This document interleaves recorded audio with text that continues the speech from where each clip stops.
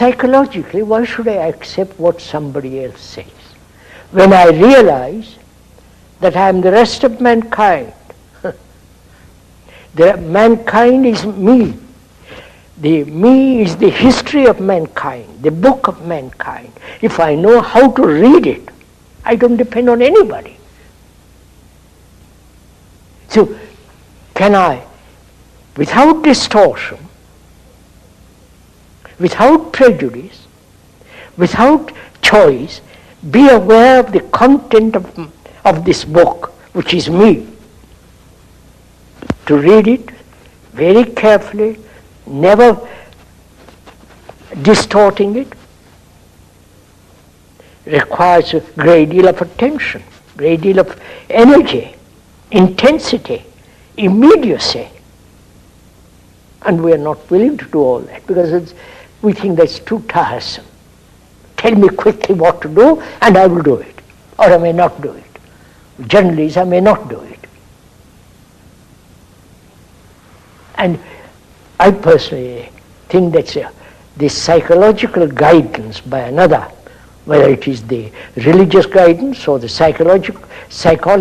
the guidance of the psychologists, is totally wrong as far as because then you're making humanity into children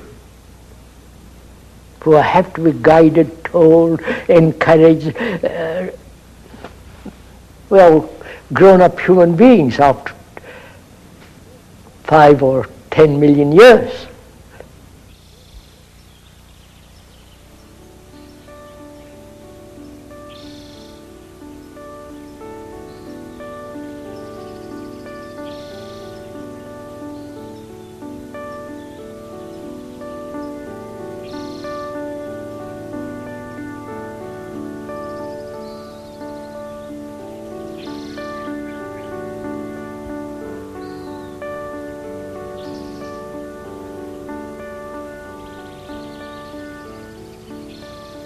Through negation of what is not, the positive exists.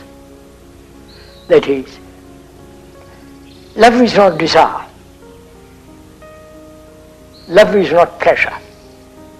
Love is not a remembrance. It is as strong as death, as vital as life. Now, love is not jealousy. Now, can one be free of jealousy? Where there is love, there is no ambition. Where there is love, there is no authority. Where there is love, there is no possession, attachment. Now, if you intelligently observe logically that is not, and you put it out of your psychological system, then the other flowers, but it's a perfume of its own. But when you begin to describe what it is not. So the verbal explanation, the verbal measurement of what love is destroys what love. And you see, love can only exist when there is no suffering. Suffering is personal. Suffering is also global. Man has suffered endlessly. And he tries to combine that suffering with what he calls love. And so there is always this contradiction, this duality, whereas if you deny all that is that which is not love, then the other thing has its immense beauty, great strength and vitality of its own.